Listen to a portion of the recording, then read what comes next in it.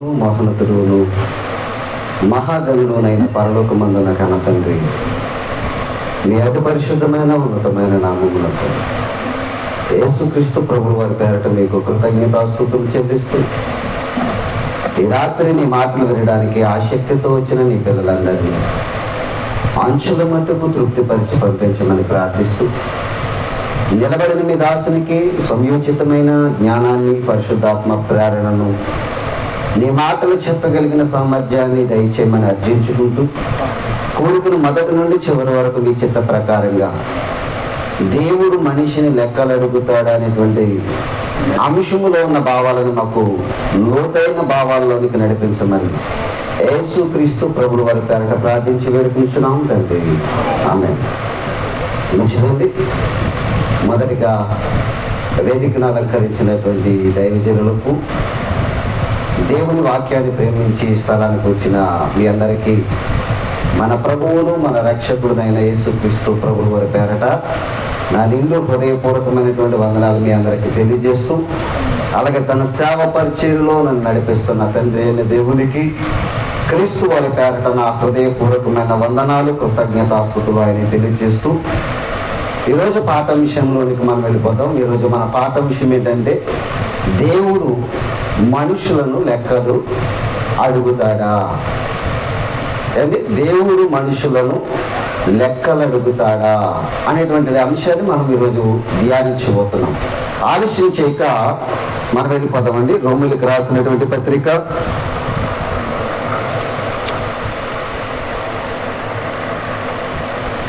రోమిలకు రాసినటువంటి పత్రిక 14వ అధ్యాయము 11, 12 వచనాలు మనం జాగ్రత్తగా చదువుకుందాం.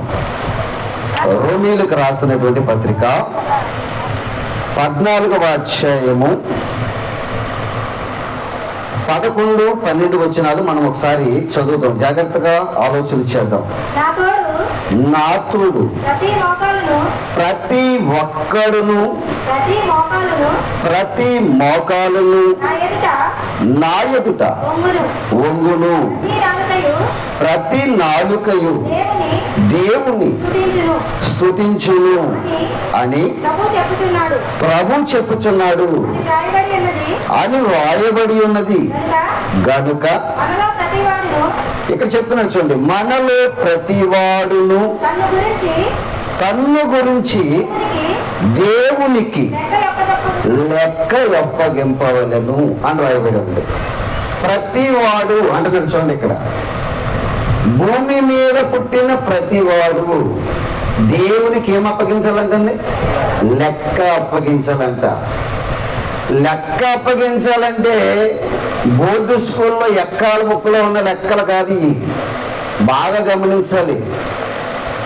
బోర్డు స్కూల్లో మేము చదువుకున్నామండి ఎక్కాలు, అవి బాగా మా కూర్చు కంఠస్థం. ఆ లెక్కలు అప్పచెప్పుదాం అనుకుంటున్నారేమో, ఆ లెక్కల గురించి అడుగుతలేదు దేవుడు. కానీ లేదు, ఫార్మల్ గా ఉండేటువంటి మ్యాథ్స్ లో లెక్కలు అడుగుతాడు అనుకుంటున్నారేమో, అవి కూడా అడగడు దేవుడు. ఫార్మల్ లెక్కలు ఉంటాయండి మ్యాథ్స్ లోను, అవి అడుగుతారు అనుకుంటున్నారేమో. డిగ్రీకి వెళ్ళిన తర్వాత తెలుస్తుంది, డిగ్రీలో ఏముంటుందంటే మ్యాథ్స్ లో ఫార్మల్ లెక్కలు ఉంటాయి. ఈ ఫార్మల్ లెక్కలు అడుగుతాడు దేవుడు అనుకోకండి, ఆయన అడిగే లెక్కలు వేరేగా ఉంటాయి.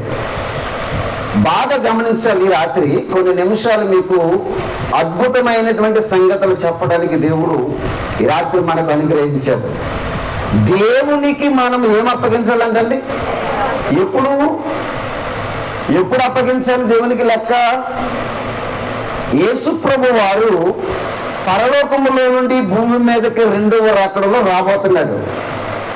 ఆయన వచ్చినప్పుడు క్రీస్తు న్యాయపీఠం ఎదుట మనమందరం కూడా ఏం చేయబడాలంట? నిలబడాలి. ఆయన ఎదుట, క్రీస్తు న్యాయపీఠం ఎదుట నిలబడినప్పుడు ఆయన గ్రంథాలు తెరిస్తాడంట. ఏం తెరిస్తాడంటండి? గ్రంథాలు తెరిస్తాడు. ఒకటి జీవ గ్రంథం ఉంటుంది, రెండవది వేరొక గ్రంథం ఉంటుంది. అది మనకు ప్రకటన గ్రంథంలో కనిపిస్తూ ఉంటుంది. ఆ 2 గ్రంథాలు దేవుని దగ్గర పరలోకంలో ఉన్నవి. ఎవరి దగ్గర ఉన్నాయంటమ్మా? దేవుని దగ్గర పరలోకంలో 2 గ్రంథాలు ఉన్నవి. ఆ 2 గ్రంథాలలో ఒకటి జీవ గ్రంథము, రెండోది వేరొక గ్రంథము అన్నాడు. జీవ గ్రంథములో పేరున్నవారు గొప్పవారే, జీవ గ్రంథములో కాక వేరే గ్రంథములో పేరున్న వారు మాత్రమే దురదృష్టవంతులు. రెండు గ్రంథాలు ఉన్నాయి దేవుని దగ్గర.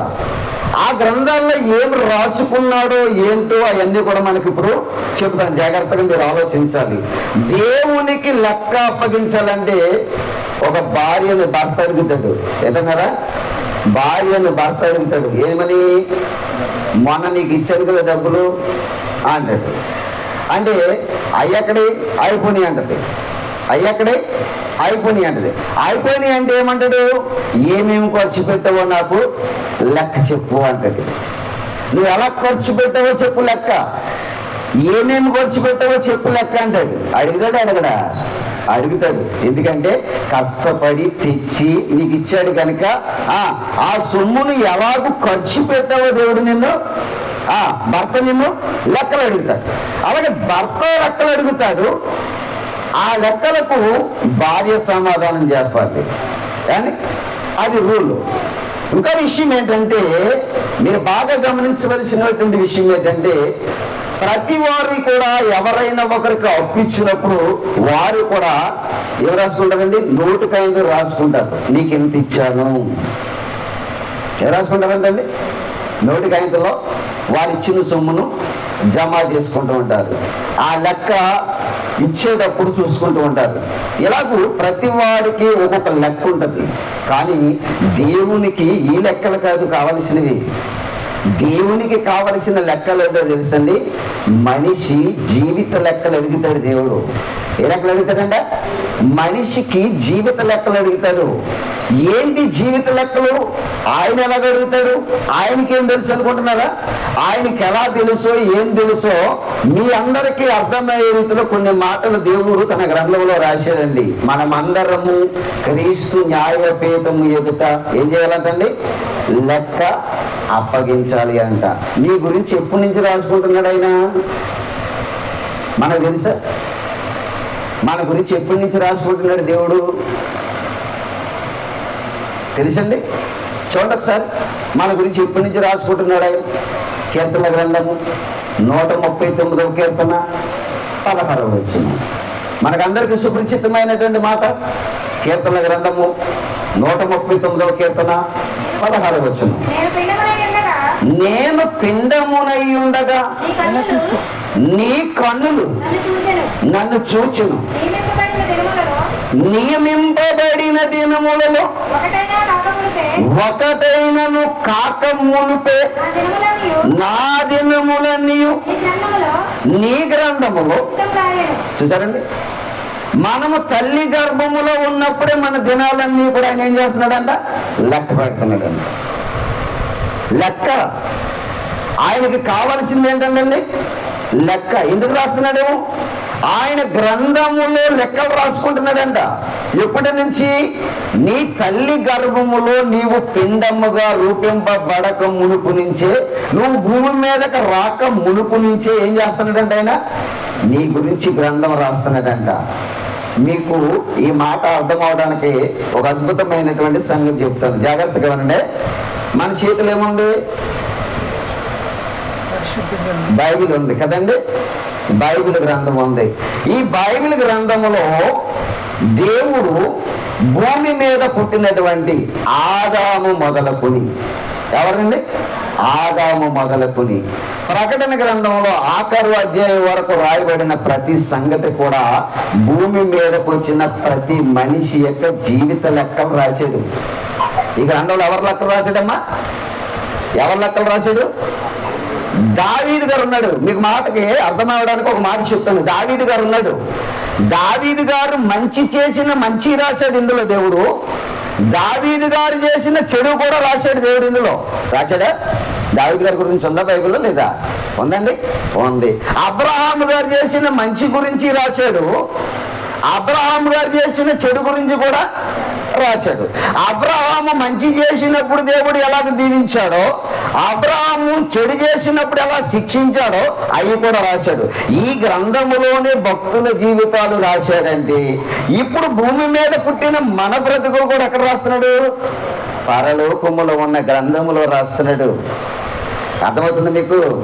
ఇక్కడ భూమి మీదకి వచ్చినటువంటి ప్రతి భక్తుని జీవితం ఇక్కడ రాశాడంటే వీళ్ళ జీవితాలు చదివిన తర్వాత మనం ఎలా ఉండాలో చెప్పడానికి. అర్థమవుతుందా? మనం ఎలా ఉండాలో చెప్పడానికి వాళ్ళ జీవితాన్ని మనకి మాదిరిగా పెట్టాడు దేవుడు. మార్గదర్శనం అంటారు దీన్ని. ఏంటండి? మార్గదర్శ జీవితం. ఒక దావీదు జీవితాన్ని మార్గదర్శిగా పెట్టాడు మనకి.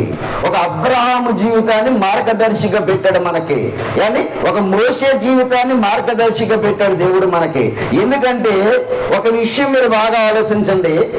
మోషే గారు ఇశ్రాయేలీల ప్రజలను ఆయన ఐగుప్తు దేశములో నుండి అరణ్యములోనికి నడిపించిన తర్వాత 40 సంవత్సరాలు వారితో సహవాసం చేశాడు. ఇంత కష్టపడిన మోషే ఒక మాట ఆజ్ఞ తప్పాడని దేవుడు ఏం చేశాడు తెలుసండి? ఏం చేశాడు? నువ్వు కానాని దేశాన్ని చూస్తావే గాని అందులోనికి ప్రవేశించవన్నాడు. ఏంటి? చిన్న తప్పుకా? ఏంట తప్పు? ఏంటి? నువ్వు ఆ బండతో మాట్లాడితే నీళ్లు వస్తాయి, ఇశ్రాయేలు ప్రజలందరూ కూడా నీళ్లు తాగుతారు, దాహం తీర్చుకుంటాడు అన్నాడు. ఏంటి? మోషే గారు తప్పు జారి ఏం చేశాడంటే మాట్లాడడం మానేసి బండతో కర్రతో కొట్టాడు. కర్రతో కొట్టినందుకు మోషేకి ఏం చేశాడు శిక్ష? నువ్వు చూస్తావే కానీ అందులోనికి. అంటే దేవుని లెక్కలు అంత బాగుంటున్నాయో చూడండి. అంటే చిన్న తప్పు చేసిన మోషేనే కానాను దేశంలోనికి వెళ్ళమని చెప్పాడంటే మనం ఎన్ని తప్పులు చేస్తున్నామో ఆలోచించండి పిల్లారా. ఏంటి? జీవిత లెక్కలు అడుగుతాడు దేవుడు మనల్ని.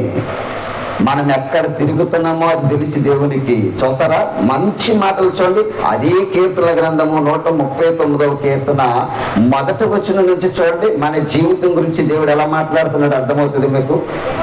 యెహోవా, నీవు నన్ను పరిశోధించి తెలుసుకుని ఉన్నావు. నేను కూర్చుండుట, నేను లేచుట ఎవరికి తెలియనంటమ్మా? దేవునికి తెలియనంట. నువ్వు ఎక్కడ కూర్చుంటున్నావో లెక్క రాస్తున్నాడు. నువ్వు ఎక్కడ తిరుగుతున్నావో లెక్కలు రాసేస్తున్నాడు. నువ్వు ఎక్కడెక్కడ ఉంటున్నావో లెక్కలు రాసేస్తున్నాడు. నువ్వు ఎవరిని బాధ పెడుతున్నావో వారి కార్చిన కన్నీరు లెక్కల్లో రాసేస్తున్నాడంట. ఎందుకని? తీర్పు దినాన్న అది జాగ్రత్తగా వినాలి. న్యాయపీఠము ఎదుట నువ్వు నిలబడినప్పుడు నిన్ను దేవుడు లెక్కలు అడుగుతాడు. దేని గురించో తెలుసా? నీ జీవితం గురించి అడుగుతాడు లెక్కలు. నా జీవితం గురించి ఆయనేం లెక్కలు అడుగుతాడు అనుకుంటున్నావా? ఆయనేమో అడుగుతాడని అనుకుంటున్నావా? యేసు ప్రభు వారిని భూమి మీదకి పంపించాడు. ఆయన కూడా లెక్క అప్పగించాడు దేవునికి. ఎవరికండి? ఎవరికి? యేసుక్రీస్తు వారు కూడా భూమి మీదకి వచ్చాడు. ఆయన కూడా దేవునికి ఏమప్పచెప్పాడంట? లెక్క అప్పగించాడంట. ఏంటది అని అనుకుంటున్నారా? చూద్దాం. హెబ్రీయులకు రాసినటువంటి పత్రిక, హెబ్రీయులకు రాసినటువంటి పత్రిక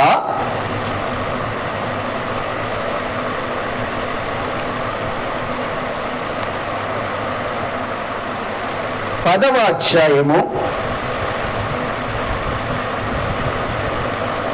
అధ్యాయము 5వ వచనం. కాబట్టి ఆయన అన్నక్కడ క్రీస్తు అని పెట్టుకోవాలి. కాబట్టి క్రీస్తు ఈ లోకమందు ప్రవేశించినప్పుడు ఎలాగూ చెప్పుచున్నాడు, బలియు అర్పణయు నీవు కోరలేదు గాని నాకొక శరీరమును అమర్చితివి. నాకొక శరీరాన్ని అమర్చితివి. ఎందుకు అమర్చావు అని అంటే నీ పని చేయటం కొరకు నాకు ఒక శరీరాన్ని అమర్చావు. అది రెఫరెన్స్ తీయదులే కానీ మీకు చెప్తాను ఒక మాట జాగ్రత్తగా వింటే.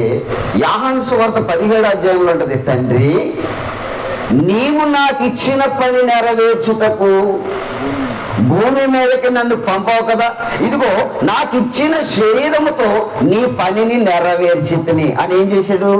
లెక్క అప్పగించాడు దేవునికి. ఏం అప్పగించాడంట? లెక్క అప్పగించేశాడు దేవునికి. ఇంకో విషయం చెప్పనా? తండ్రి నీవు భూమి మీదకి రావడానికి నాకు ఒక ఆత్మనిచ్చావు కదా, ఇదిగో నా ఆత్మను నీ చేతికి అప్పగించాడా విడిచిపెట్టాడా? ఎవరికి అప్పగించాడు? దేవునికి అప్పగించేశాడు. అంటే యేసుక్రీస్తు సాక్షాత్తు దేవుని కుమారుడే భూమి మీదకి వచ్చి లెక్క అప్పగించాడంటే నిన్ను నన్ను విడిచిపెడతాడా? అని విడిచిపెడతాడా? యేసు ప్రభు వారే భూమి మీద లెక్కలు అప్పగించాడు దేవునికి. ఆయన శరీరాన్ని దేవుని కొరకు త్యాగం చేశాడు. ఆయన శరీరాన్ని దేవుని కొరకు అర్పించేశాడు.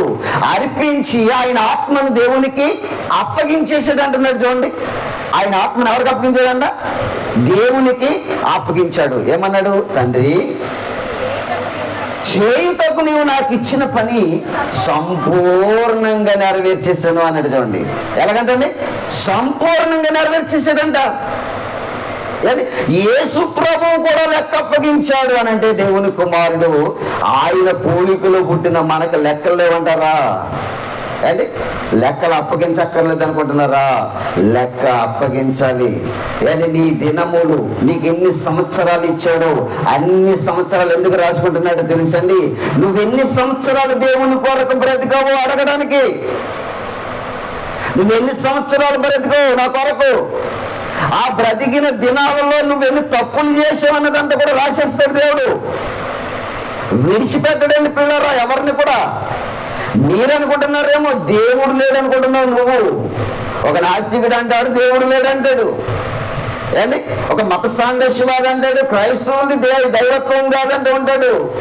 ఇలాగ మతాల పేరిట మనుషులకు విభేదాలు కలిగించి మనుషులను భక్తి దారి తొలగిస్తే మానవుడు భక్తిలో నుంచి తొలగిపోయి తన ఇష్టానుసారంగా జీవిస్తున్నాడు.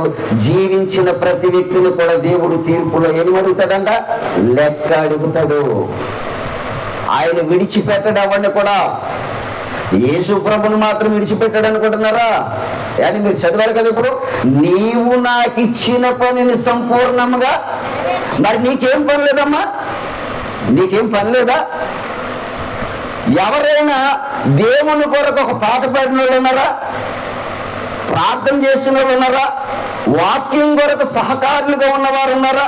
అపోస్తులైన పౌలు అంటున్నాడు, నేనెంత ప్రయాసపడ్డానో నాతో ఉన్నవారు కూడా అంత ప్రయాసపడ్డారు ప్రభువా. వీరి పేర్లు వేరొక గ్రంథంలో రాయకు, ఆ గ్రంథంలో రాస్తే నువ్వు లెక్కలు అడుగుతావు. నువ్వు లెక్కలు అడిగినప్పుడు వీళ్ళు నీ న్యాయపీఠం ఎదుట నిలవవలసి వస్తుంది. అందుకే వీరి పేర్లు ఎక్కడ రాయమన్నాడండి? జీవ గ్రంథంలో రాయమన్నాడు. ప్రియమైన వాళ్ళరా, ఏంటి మన పేరు జీవ గ్రంథంలో వద్దా? ఇదే గ్రంథం అండి.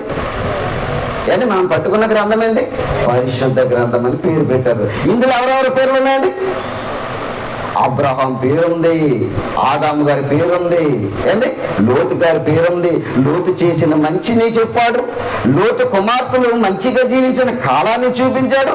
తర్వాత తండ్రితో చేసిన తప్పులు కూడా ఇక్కడ రాసేసాడా రాయలేదా? అంటే ఈ గ్రంథములోనే ఇలాగ భక్తుల జీవితాలు రాశాడంటే మన జీవితం గురించి పరలోకంలో రాసి కూడా దేవుడు ఆలోచిస్తున్నారా? ఏమా ఆలోచించండి పిల్లరా. ఒక దినము ఒక క్షణములో మనము మాయమైపోయేవారు. ఎంతలో కనబడి అంతలో మాయమైపోయే ఆవిరి వంటిది మన జీవితం. అయిపోయిన తర్వాత ఏమి ఉండదనుకుంటున్నావేమో, అసలు అది అయిపోయిన తర్వాతే ప్రారంభమవుతుంది. ప్రారంభం ఎప్పుడు అనుకుంటున్నారు? ఈ శరీర కాలము కొంచెం కాలమే. తర్వాత క్రీస్తు వచ్చినప్పుడు లేపబడిన తర్వాత ఆయన ఎదుట నిలబడ్డావా, నీ జీవితానికి ఇంక విలువ ఉండదు. అడుగుతాడు. ఆత్మనిచ్చాడు కనుక నిన్ను లెక్క అడుగుతాడు. ఆ ఆత్మకు ఒక శరీరాన్ని అమర్చాడు కనుక తల్లి గర్భములో నువ్వు ఉన్నప్పుడు ఆయన ఎంత ప్రయాసపడ్డాడో నీకేం తెలుసు? నీ నిర్మాణం కొరకు దేవుడు పడిన ప్రతి క్షణపు ప్రయాసను ఆయన నిన్ను లెక్క అడుగుతాడు. ప్రియమైన దేవుని వల్ల అడగడు అనుకోకండి. అందుకే యేసు ప్రభు ఏమన్నాడు తెలుసండి? తండ్రి, ఈ లోకమందు ప్రవేశించడానికి నాకు ఒక శరీరాన్ని ఇచ్చావు కదా, ఆ శరీరాన్ని నీ పనిలో నేను నలగొట్టేసాను. చూడండి ఎంత బాగా చెప్తున్నాడు. చూడండి యేసు ప్రభు లెక్క. మరొకసారి చెప్తారన్నమాట. ఏమా ఒకసారి ఆ మాట చూడండి, మరొకసారి ఎంత బాగా మాట్లాడుతున్నాడు చూడండి యేసు ప్రభు వారు. హెబ్రీయులకు రాసినటువంటి పత్రిక 10వ అధ్యాయము 5వ వచనంలో ఎంత చక్కగా మాట్లాడుతున్నాడు చూడండి ఆయన. కాబట్టి ఆయన ఈ లోకమందు ప్రవేశించినప్పుడు ఇలాగు చెప్పుచున్నాడు, బలియు అర్పణయు నీవు కోరలేదు కానీ ఆయన చూడండి అంటున్నాడు, నాకు ఒక శరీరాన్ని అమర్చావు, నా తల్లి గర్భములో నాకు ఒక శరీరాన్ని అమర్చావంటే ఆ శరీరంతో నీకెంతో పనుంది నాయన. నీకు నాకు శరీరాలు మన తల్లి గర్భములో ఇచ్చాడంటే ఆ గర్భములో తల్లి గర్భములో శరీరాన్ని అమర్చే ముందు ఆయన ఏం చేస్తున్నాడంట? ఇప్పుడు రండి 139వ కీర్తన 16వ వచనం. 139వ కీర్తన 16వ వచనం. నేను పిండమునై ఉండగా నీ కన్నులు నన్ను చూచెను, నియమింపబడిన దినములలో ఒక్కటైనను కాక మునిపే. అబ్బబ్బబ్బా, ఏమి రాశాడో చూడండి ప్రియమైన దేవుని వాళ్ళరా, మీరు ఆలోచించండి బాగా. అండి, నీ దినాలన్నీ కూడా ఎందుకు రాసుకున్నాడు? ఎన్ని దినాలు ఆయన నీ కొరకు ప్రయాసపడ్డాడు, దాని గురించి నిన్ను లెక్కలు అడగడానికి చెప్తున్నాడు ఆ మాట. ఒకసారి మీకు సందర్భాన్ని చెప్తాను, మీరు జాగ్రత్తగా వినాలి. అండి, ఈ గ్రంథములో మనం పట్టుకున్న పరిశుద్ధ గ్రంథములో దావీదు గారు తప్పు చేసినప్పుడు, బత్షెబతో చేసేది కదండి తప్పు. బత్షెబతో తప్పు చేసినప్పుడు, తన భర్తను చంపించేసినప్పుడు మెదలకోకుండా ఊరుకున్నాడండి, నాకేమీ తెలదన్నట్టుగా. దేవుడు నాతాను ప్రవక్త చేత కౌరు పెట్టాడు. ఎవరి దగ్గరికి? దావీదు గారి దగ్గరికి. దావీదుతో ఒక ఉపమానం చెప్పించాడండి. ఏంటా ఉపమానం? అండి, ఉపమానం ఏంటి? ఒకనొక పట్టణంలో ఒకడు మనుషుడు ఉన్నాడు, ఒక భేదవాడు ఉన్నాడు. ఆయనకి ఒక గొర్రె ఉంది, ఆ గొర్రెని మేపుకుంటూ చూసుకుంటూ బతుకుతున్నాడు. ఒకడు ఐశ్వర్యవంతుడు ఉన్నాడు, వాడికి 100 గొర్రెలు ఉన్నాయి. 100 గొర్రెల్లో ఒకటి కోయడం మానేసి ఒక గొర్రె ఉన్నవాడిని కోసేసాడు. ఇది న్యాయమా? న్యాయం తీర్చవా దావీదు అని అడిగాడు. ఆడెవడో చెప్పు, ఇప్పుడైనా నాకు గొడవ తీర్చేస్తానండి. ఎవరు? అసలు సార్గారి గురించి అనుకోలేదు ఆయన, దావీదు గురించి అనుకోలేదు. ఎవడో చెప్పు, నేను తేల్చేస్తానన్నాడు. ఆ నీచుడవు నీవే, ఆ నీచుడవు నీవే. ఎంత గొప్పగా చెప్పాడండి దేవుడు దావీదు గురించి. దావీదు నా ఇష్టానుసారుడైనా, ఏదండి ఆ నోటితోనే ఇష్టానుసారుడైనా నా ఇష్టానుసారుడైన మనుషుడన్న ఆ నోటితోనే దేవుడు ఏమన్నాడండి? నీచుడవు నువ్వేరా అంటున్నాడు. చూడండి, తప్పు చేస్తే దేవుడికి ఆడు ఈడనేమి తేడా ఉన్నత ప్రియమైన దేవుని వాళ్ళరా. తప్పు చేస్తే ఎవరిని వదలడు. మీరు అనుకుంటున్నారేమో దాని గురించి దేవుడు పట్టించుకోడు అనుకుంటున్నారేమో. దేవుడు నువ్వు వేసే ప్రతి అడుగును కూడా లెక్కిస్తున్నాడు. చూడండి ఒకసారి యోబు గ్రంథము చదవాలి. యోబు గ్రంథము 31వ అధ్యాయము 4వ వచనం చదవండి ప్రియమైన వాళ్ళరా. ఆయన నా ప్రవర్తనను ఎరుగును కదా, నా అడుగు జాడలనన్నిటినీ ఏం చేస్తున్నాడంటమ్మా? నువ్వు ఎక్కడెక్కడ తిరుగుతున్నావో ప్రతిది కూడా రాసుకుంటున్నాడంట. ఎవరండి అమ్మా? ఎవరు రాసుకుంటున్నారు? దేవుడు. నువ్వు తల్లి గర్భములో ఉన్నప్పుడు రాసుకుంటున్నాడు. భూమి మీదకి వచ్చిన తర్వాత నువ్వు బ్రతుకు కాలంలో ఎక్కడెక్కడ నడుస్తున్నావో అవన్నీ కూడా రాసుకుంటున్నాడు. అందుకే ఇందాక దావీదు భక్తుడు ఏమని రాశాడు? నేను కూర్చుండుట నీకు తెలుసు, నేను లేచుట నీకు తెలుసు, నేను నడిచే నడవడిక కూడా నీకు తెలుసు, నా మనసులో ఆలోచన పుట్టక మునిపే దాన్ని నువ్వు ఎరిగి ఉన్నావు అంటున్నాడు. ఎలా ఎరుగును అని అంటే దేవుడండి మనం పుట్టే ప్రతి ఆలోచన కూడా దేవుడు రాసేస్తాడంట. అది మంచిదా చెడ్డదా? చెడ్డదైతే వేరొక గ్రంథంలో రాసేస్తాడు, మంచిదైతే జీవ గ్రంథంలో రాస్తాడు. నీ జీవిత దినాలన్నీ కూడా లెక్కించే దేవుడు నువ్వెక్కడెక్కడ తిరుగుతున్నావో అవన్నీ కూడా లెక్కలు కట్టేస్తాడండి పిల్లరా. ఆ లెక్కలు అప్పగించేటప్పుడు దేవుడు చాలా కఠినమైనటువంటి తీర్పు నీకు తీర్చబోతున్నాడు. అందుకని క్రీస్తు న్యాయపీఠం ఎదుట ఏంటి విమర్శలోనికి రాకుండా జాగ్రత్తగా కాపాడుకోవాలి మనమందరం కూడా. నీ తల వెంట్రుకలు ఎక్కడ రాలిపోతున్నాయో రాసేసాడు. నీ అడుగు జాడలు ఎక్కడికి వెళ్తున్నాయో రాసేసాడు. చూశారు కదా. ఇప్పుడు మరలా చదవండి మాట. ఆయన నా ప్రవర్తనను ఎరుగును కదా, నా అడుగు జాడలనన్నిటినీ లెక్కలు రాస్తున్నాడు అన్నాడు. చూడండి అక్కడ. నేను ఇందాక చెప్పాను మీకు, బోర్డు స్కూల్లో ఎక్కాల బుక్కులు ఉండే లెక్కలు కదా దేవుడు అడిగేది. చెప్పనా? డిగ్రీలో ఉండే మ్యాథ్స్లో ఉండే ఫార్ములా లెక్కలుగా దేవుడు అడిగేది. మనిషి జీవిత చరిత్ర లెక్కలు అడుగుతాడు దేవుడు. అందుకే ఇన్ని సంవత్సరాలు నీకు ఇచ్చాను, ఆ అన్ని సంవత్సరాలు ఎన్ని సంవత్సరాలు నా కొరకు బ్రతికావు, ఎన్ని సంవత్సరాలు నా కొరకు ప్రయాసపడావు, ఎన్ని సంవత్సరాలు నా గురించి ఆలోచించావు. నా గురించి ఆలోచించుచున్నప్పుడు నీ తల వెంట్రుకలు ఎన్ని రాలిపోయి నా గురించి నువ్వు ఆలోచిస్తుంటే, ఎన్ని రాలిపోయి నా గురించి నువ్వు ఆలోచిస్తున్నప్పుడు నీ తలపైన వెంట్రుకలు అన్ని రాస్తాడండి. చూడండి మత్తయి సువార్త చదవండి. మత్తయి గారు రాసినటువంటి సువార్త 10:30 నీ తల వెంట్రుకలన్నీ లెక్కింపబడి ఉన్నామంటున్నారు. చూడండి, అక్కడేమో అడుగు జాడలు లెక్కించాడంట, ఇక్కడేమో తల్లి గర్భములో దినాలు లెక్కించాడంట, ఇక్కడ చూస్తేనేమో వెంట్రుకలు లెక్కిస్తున్నాడంట. ఆయనకు పని ఏంటండి బాబు లెక్కలో? ఆయనకు పని ఏంటి అనుకుంటున్నారా? ఆయనకు పని ఉందండి. ఆయన నిన్ను నన్ను లెక్కలు నిలదీసి అడగడానికి ఆయనకు అవసరం ఉంది. ఎందుకు తెలుసండి పిల్లారా? మనం ఎందుకు లెక్క అప్పగించాలో తెలుసండి? పరలోక రాజ్యం గురించి ఒక అద్భుతమైన ఉపమానం దేవుడు రాశాడు. ఆ ఉపమానము వివరించుకున్న తర్వాత నేను బేగం ముగించేస్తాను. ఇది మొదటి రోజు కదా, బేగం ముగిస్తాను. జాగ్రత్తగా ఆలోచించేద్దామండి పిల్లారా. మత్తయి సువార్త చదువుదాం. ఆ మాట ఎంత బాగుంటుందో చూద్దాం మనము.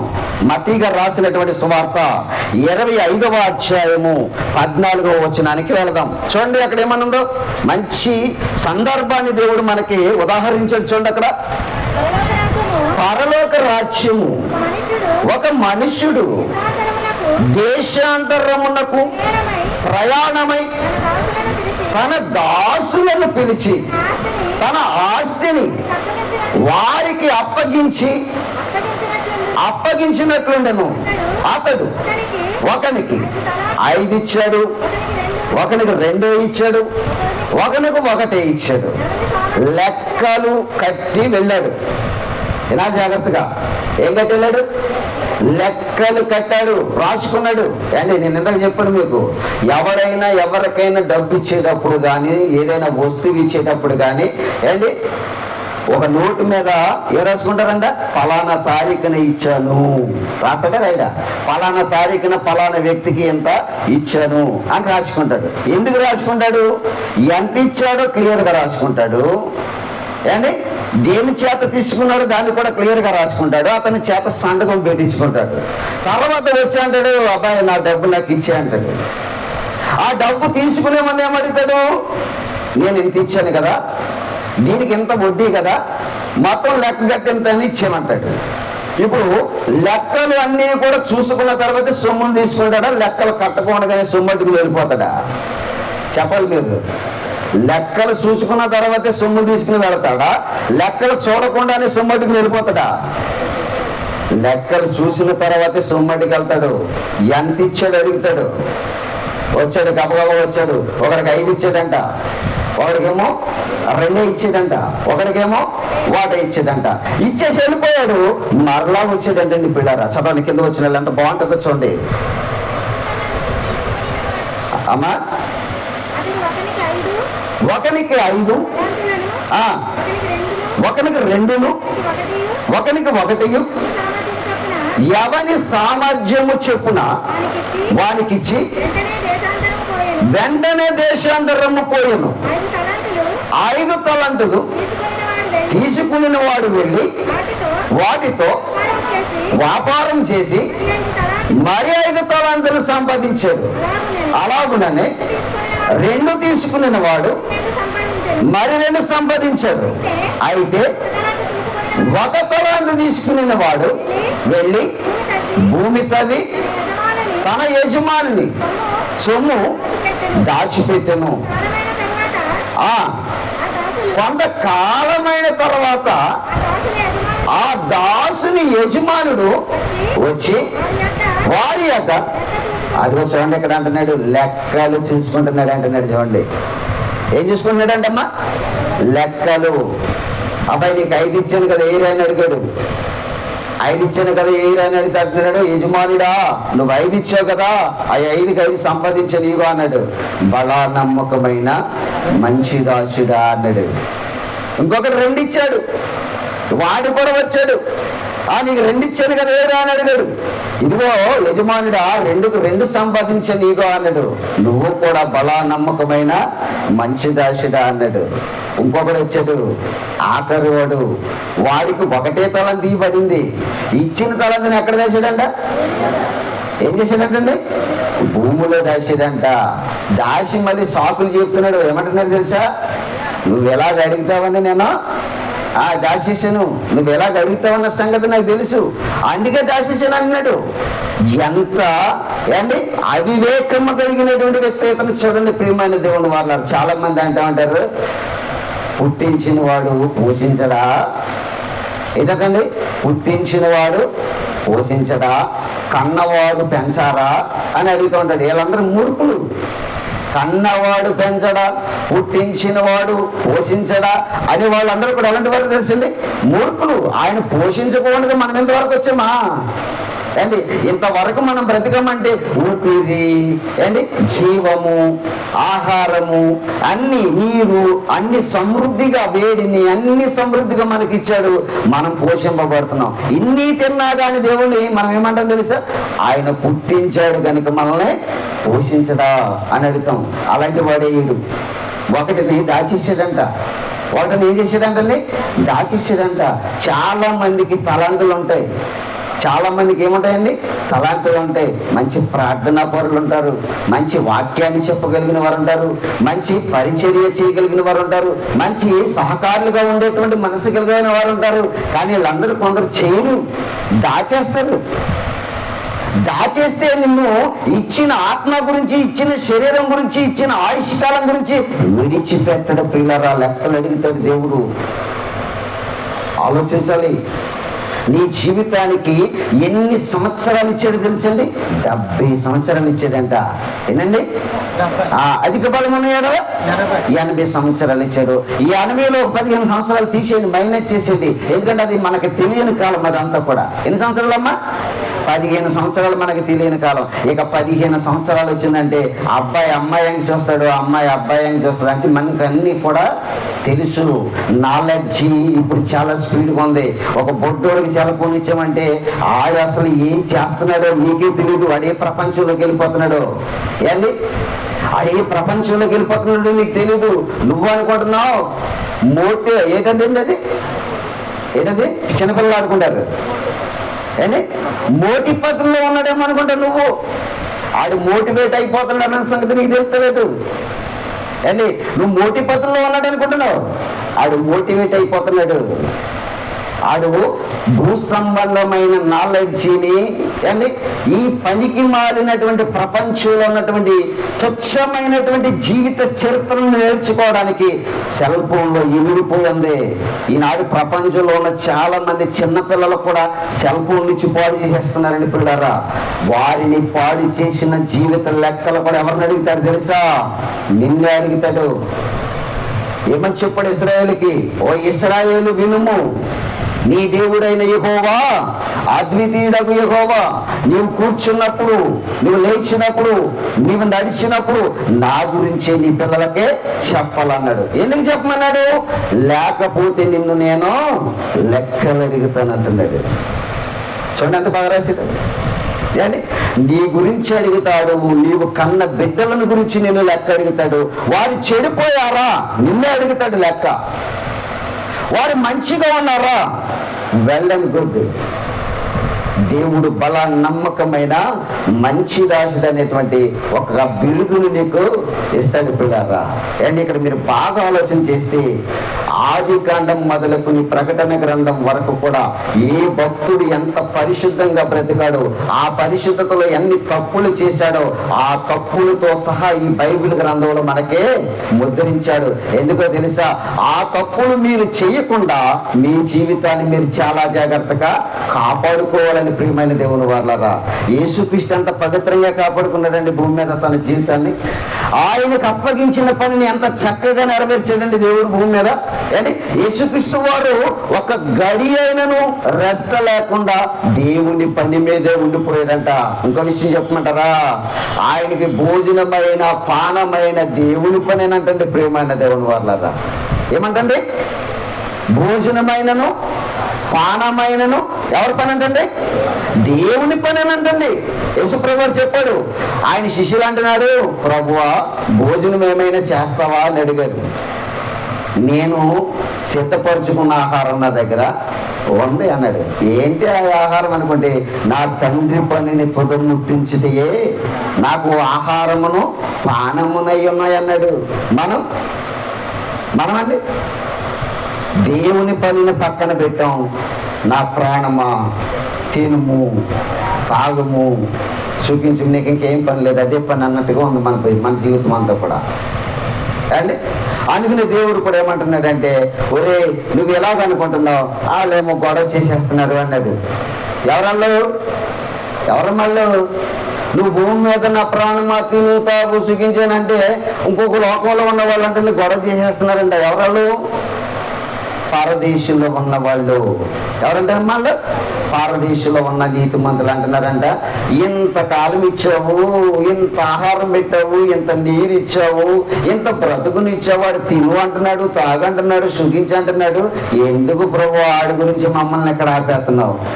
మేము పరలోకం రావద్దా? ఈ రాత్రి తీసే అంటున్నాడు. ఈ రాత్రి వాడి ప్రాణాన్ని ఏం చేయమంటున్నాడు? తీసేయి. దేవుడండి ప్రతి దాన్ని లెక్కలు కడుతున్నాడండి ప్రియమైన దేవుని వాళ్ళరా. అందుకని దేవుని ఎదుట మనం ఏం చేయాలంటండి? లెక్క అప్పగించవలసిన వారంగా ఉన్నాం. దేవుని ఎదుట లెక్క అప్పగించాలి. అదే రాశాడు మత్తయి సువార్తలో, మీరు చదువుకున్నారు. 5 తలంతులు గలవాడు వచ్చాడు, లెక్క చెప్పాడు. ఏంటి 2 తలంతులు గలవాడు వచ్చాడు, లెక్క చెప్పాడు. 1 తలంతు గలవాడు వచ్చాడు, ఏమన్నాడు? నువ్వు ఇచ్చిన దాన్ని ఎలా అడుగుతావని నేను భూమిలో పాతి పెట్టేశాను అన్నాడు. నువ్వు చెడ్డ దాసుడురా, నీవు నరకంలోకి పోయేవాడు రా అని చెప్పేసి వీడిని ఎక్కడేసామన్నాడు? వెలుపట చీకటలు పడేయండి, పళ్ళు కొరుకుటయు వేదన పడుటయు అక్కడ ఉండును అన్నాడంటే వాడితోటి. కానీ మనకు ఆ పరిస్థితి వద్ద ప్రియమైన దేవుని వాళ్ళరా. మనకిచ్చిన ఆ కాలంలో 15 సంవత్సరాలు తీసేస్తే ఇంకెన్ని సంవత్సరాలు ఉంటాయేమో మనకి? అంటే ఎన్ని సంవత్సరాలు ఉంటాయి? 60-70 లెక్కేసుకోండి. 70-80 లెక్కేసుకోండి. 80లో 15 పోతే ఏమంటాయి? 65 సంవత్సరాలు ఉంటాయి. ఈ 65 సంవత్సరాలు నువ్వు ఏం చేయాలో తెలుసా? భూమి మీద దేవుని పనిని, సువార్త పనిలో సహకారులుగా ఉండాలి. నీకు రాకపోతే సువార్తను ప్రకటించే వారికి ఎలా ఉండాలంటమ్మా? సహకారులుగా ఉండాలి. అది దేవుని పని. దేవుని పనిలో యేసుప్రభు వారి కొరకు చాలా మంది స్త్రీలు ఎదురు చూసేవారంట. తండ్రి కుమారుడుగా నువ్వు భూమి మీదకి వచ్చావు గనుక, తండ్రి చేత నువ్వు భూమి మీదకి పంపబడ్డావు గనుక, నీవు తండ్రి పనిని చేయడానికి వచ్చావు గనుక మేము మీకు సహకారులుగా ఉంటామని ఎందరో స్త్రీలు పురుషులు ఆయనను వెంబడించి దేవుని పనిలో ఆయనకి ఏం చేశారంటమ్మా? సహకారులుగా ఉన్నారంటండి ప్రియమైన దేవుని వాళ్ళరా. అందుకే మీరు బాగా ఆలోచించాలి. క్రీస్తు న్యాయపీఠము ఎదుట మనము నిలబడవలసిన గడి ఒకటి రాబోచుంది. ఆ గడియలు దేవుడు ప్రతి దాని గురించి మనల్ని ఏమడుగుతాడంటమ్మా? లెక్కలు అడుగుతాడు. రాసాడా అండి? ఏప్రిల్కి రాసినటువంటి పత్రిక చూద్దాం. ఏప్రిల్కి రాసినటువంటి పత్రిక 13వ అధ్యాయము 17వ వచనం చదవండి అమ్మా. మీ పైన నాయకులుగా ఉన్నవారు లెక్క అప్పచెప్పవలసిన వారి వలె మీ ఆత్మలను ఏం చేస్తున్నారంటమ్మా? కాస్తున్నారు అన్నాడు. చూడండి ఇక్కడ ఎవరి గురించి ఇది? ఎవరి గురించి? సంఘ కాపర్ల గురించి. మరి సంఘ విశ్వాసులు ఎలా ఉండాలమ్మా చెప్పండి సార్. మీ ఆత్మల గురించి లెక్క ఎవరపు చెప్పాలి? బాప్తీసము ఏ సేవకుడు ఇచ్చారో ఆ సేవకుడు నీ గురించి ఏం చెప్పాలి? లెక్క అప్పగించాలి. మరి లెక్క సేవకుడు అప్పగించవలసినప్పుడు విశ్వాసిగా నీవు సేవకుడి దగ్గర ఎలా ఉండాలో తెలుసమ్మా? చదవండి. ఇప్పుడు దేవుని సేవకుడు దుఃఖముతో ఆ పని చేసిన ఎడలా మీరు దేవుని రాజ్యములోనికి ప్రవేశించటము సాధ్యం కాదు, మీకు నిష్ప్రయోజనము. చెప్పడా? రాశాడా? నేనేం సొంతంగా రాశానంటారు అక్కడ. అమ్మా నేనేమని రాసిన సొంతంగా? ఏమంటున్నాడు ఆయన? వారు సేవకులు దుఃఖముతో చేయకున్నట్లు విశ్వాసులు సేవకునికి ఎలా ఉండాలంటమ్మా? లోబడి బ్రతకాలి. ఎందుకని? విశ్వాసి ఆత్మ గురించి, విశ్వాసి జీవితం గురించి, విశ్వాసి యొక్క ప్రవర్తన గురించి సేవకుడు లెక్క అప్పగించాలి దేవునికి. విశ్వాసి జీవిత చరిత్రను గురించి సేవకుడిని అడుగుతాడంట. ప్రతి వాడిని లెక్క అడుగుతాడంటండి ప్రియమైన దేవుని వాళ్ళరా. సేవకుడు తర్వాత నీ దగ్గరికి వచ్చేస్తాడు. నీ దగ్గరికి వచ్చేసి ఏమంటాడు తెలుసా? నువ్వు రహస్యంగా ఎక్కడెక్కడైతే ఏమైతే చేసావో వాటన్నిటిని కూడా ఏం చేస్తాడంటండి?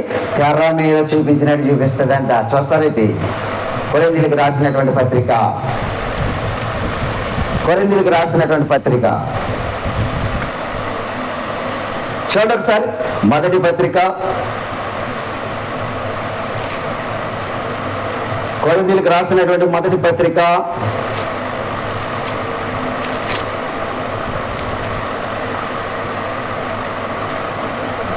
4వ అధ్యాయము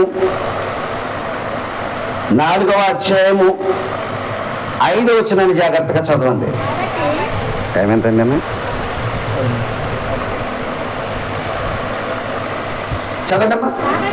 కాబట్టి సమయము రాకమునుపు అనగా ప్రభువు వచ్చే వరకు దేనిని గూర్చి తీర్పు తీర్చకుడి. ఆయన అంధకార మండలి రహస్యములను వెలుగులోనికి తెచ్చి హృదయములలోని ఆలోచనలను బయలుపరిచినప్పుడు ప్రతి వానికి తగిన మెప్పు దేవుని వలన కలుగునట్టు చూడండి. అర్థమైంది మాట మీకు? నీ హృదయములో దాచిపెట్టిన ప్రతి రహస్యాన్ని దేవుడు నిన్ను తీర్పులో లెక్కలు అడిగేటప్పుడు తీసుకొస్తాడంట. ఇదిగో ఫలాని వ్యక్తి ఫలాని చోట నువ్వు పని చేసావని ఆయన తెర మీద బొమ్మ చూపించినట్టు చూపిస్తాడంట. నా బొమ్మ వస్తుంది ఇప్పుడు తెర మీద? వస్తుందండి అక్కడ? చూస్తున్నారు? నా బొమ్మ వస్తుంది అక్కడ తెర మీద. ఈ తెర మీద నా బొమ్మ ఎలాగైతే కనిపిస్తుందో మీ జీవిత రహస్యాలన్నీ కూడా తెర మీద అలా కనిపిస్తాయి. పిల్లారా, మీరు అనుకుంటున్నారు దేవుడికి ఏమీ తెలియదని మీరు అనుకోవచ్చు. ఇక్కడ అంటున్నాడు చూడండి, మీ జీవితాన్ని బట్టబయలు చేసే దినం ఒకటి రాబోతుంది. అది తీర్పు దినము. ఆ దినాన్ని దేవుడు మన హృదయంలో దాగిన ప్రతి రహస్యాన్ని లెక్కలడుగుతాడు. ప్రియమైన దేవుని వాళ్ళారా, మళ్ళా సార్ చదువుతారు, మీకు బాగా అర్థమవుతుంది. 5వ వచనం మళ్ళా చదవండి ఏమన్నంలో. కాబట్టి సమయము రాకమునుపు అనగా ప్రభువు వచ్చే వరకు దేనిని గూర్చి ఎగట వానికి నువ్వు తీర్పు తీర్చొద్దు అన్నాడు. ఎవరికి కూడా మనం ఏం చేయకూడదమ్మా? తీర్పు తీర్చొద్దు. గొర్రెలు అటు ఇటు పరిగెట్టారనే పరిగెట్టని, వాటికి అదే పని. అటు గొంతు ఇటు గొంతు, ఇటు గొంతు అటు గొంతు వేయటం అటుకి అలవాటు. తీర్పులో ఇవన్నీ కూడా వచ్చేస్తాయి. ప్రియమైన దేవుని వాళ్ళ అర్థలేకండి. ఓ పాట రాసుడు భక్తుడు, చిన్న చిన్న గొర్రె పిల్లను వేసేయ్యా, అటో గంతు ఇటో గంతు నేను వేస్తాను వేసేయ్యా అని చెప్పుకుని పాడుకుంటున్నావేమో. ఆ గంతులు దేవుని దగ్గర కుదరవు. దేవుడు ఏమంటున్నాడు? మీ పైన సేవకులు మీ ఆత్మలకు లెక్క అప్పగించవలసిన వారి వల్ల కాయిచున్నారు కనుక వారిని దుఃఖపరచకండి అంటున్నాడు. చూడండి, అక్కడ దుఃఖపరచొద్దు అన్నాడు. ఇందాక మనకి హెబ్రీయులకు రాసిన పత్రికలో అపోస్తలుడైనటువంటి పౌలు గారు. కానీ ఇక్కడ ఏమంటున్నాడు? మన హృదయ రహస్యములన్నీ కూడా ఏం చేస్తాడంటే బట్టబయలు చేసేస్తాడంట. మళ్ళా చదవండి, అది ఆ మాట మీకు మళ్ళా చదవమని చెప్తున్నాను. 5వ వచనం. కాబట్టి సమయము రాకమునుపు అనగా ప్రభువు వచ్చి వరకు దేనిని గూర్చి తీర్పు తీర్చకుడి. ఆయన అంధకార మండలి రహస్యములను వెలుగులోనికి తెచ్చి హృదయములలోని ఆలోచనలు, చూడండి ఇప్పుడు ఆలోచన అంతా కూడా ఎక్కడ ఉంటుంది? అది ఎవరికి తెలీదు? నీ పొరుగు మనిషికి తెలీదు. నీ మనసులో ఏముందో ఎదుటి వాడికి ఏం తెలుస్తుంది? కానీ నీ మనసు ఎరిగిన వాడు ఎవరు? ఎవరండి? దేవుడు. నీ మనసు దేవునికి ఎలా తెలుసు అనుకుంటున్నారా అండి? నా మనసు దేవునికి ఎలా తెలిసింది అని అనుకుంటున్నారా? మీ మనసు దేవునికి ఎలా తెలుసు? ఒక మాట చూపిస్తాను, జాగ్రత్తగా ఆలోచించేద్దామండి ఈ రాత్రి అండి. ఒక మాటను చూపిస్తాను. కీర్తన గ్రంథము. నీ మనసు దేవునికి ఎలా తెలుసు చూపిస్తాను మీకు. కీర్తన గ్రంథము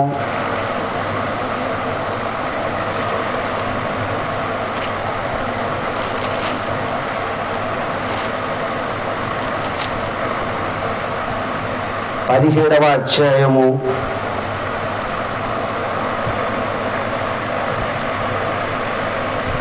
3వ వచనం. రాత్రి వేళ. ఎప్పుడంటమ్మా? రాత్రి వేళ నీవు నన్ను దర్శించి నా హృదయమును. అబ్బా, ఏం పరిశీలిస్తున్నాడంటమ్మా దేవుడు? ఇప్పుడు రాత్రి నువ్వు బాగా తినేసి శరీరాన్ని మంచానికి అలాగా అండి అంటు కట్టేసి పర్లేదు బాగుంది అనుకుంటావు. నువ్వు రాత్రి వేళ తినేసి పడుకుని బాగుంది అనుకుంటున్నావు. రాత్రి వేళ దేవుడు నీ దగ్గరికి వచ్చి దర్శిస్తున్నాడు. ఏం చేయడానికి? నీ హృదయములో ఉన్న రహస్యాలన్నీ కూడా గ్రంథములో రాసుకుంటున్నాడు. నువ్వు ఉదయకాలం మొదలకు నువ్వు రాత్రి పడుకునే వరకు ఆలోచించిన ప్రతి ఆలోచనను మంచి ఎంత ఆలోచించావో చెడ్డంత ఆలోచించావో అన్నీ కూడా ఎక్కడ రాస్తున్నాడు తెలుసా? గ్రంథములో రాసుకుంటున్నాడు. ఎందుకో తెలుసా? నిన్ను లెక్కలడగడానికి. ఆయన నిన్ను లెక్కలడగడానికి ఇవన్నీ కూడా రాసుకుంటున్నాడు. ప్రియమైన దేవుడు అన్నారు. 5 ఇచ్చినోడిని 5 లెక్కలు అడిగాడు. 2 ఇచ్చినోడిని 2 లెక్కలు అడిగాడు.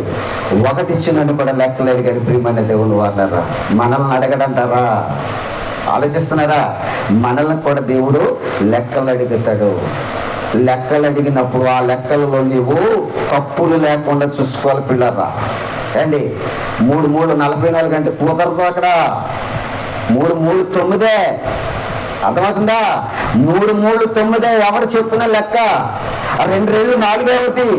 2 రెళ్ళు 8 అంటే కుదరదు ఇక్కడ ఏంటి.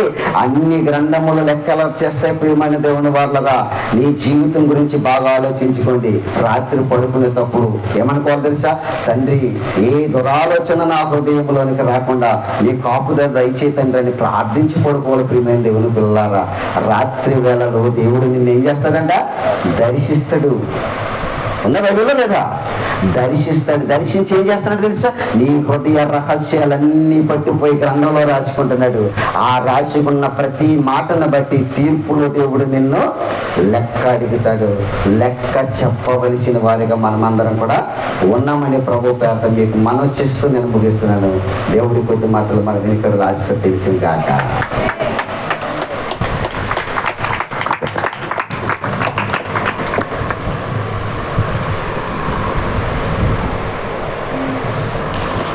మంచిదండి.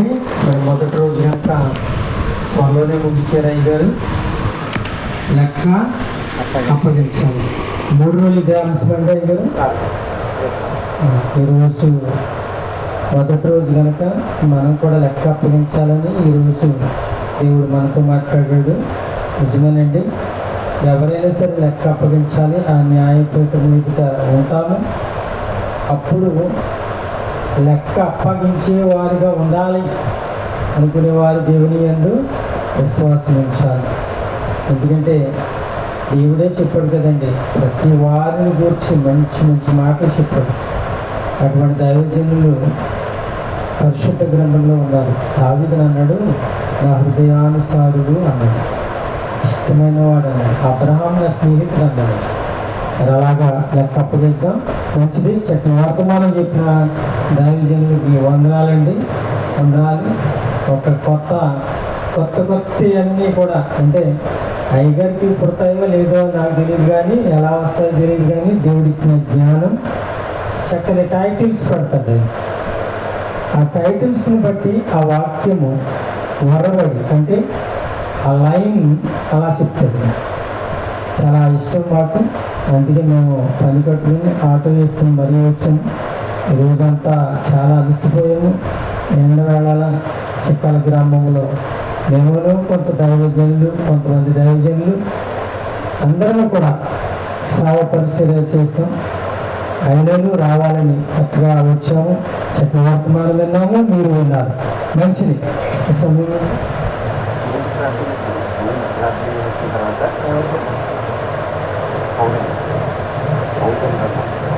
దేవునికి మహిమ కలుగును గాక. చక్కని వర్తమానం విన్నాం కదా. మంచి వర్తమానం చెప్పిన దైవ సేవకులు దేవుడు దీవించాలి. మరింతగా అభిషేకించి అనేకమైన మర్మములు కలిగిన వాక్యమును దేవుడు మనకు బయలుపరిచినట్లు రేపటి దినం గురించి మీరు ప్రార్థన చేయండి. ఇప్పుడు మన మధ్యన నా పౌలు గారు దైవ సేవకులు వారు వచ్చి ముగింపు ప్రార్థన చేస్తారు. పౌలు గారు దేవుడు మీరు ఇచ్చేయండి.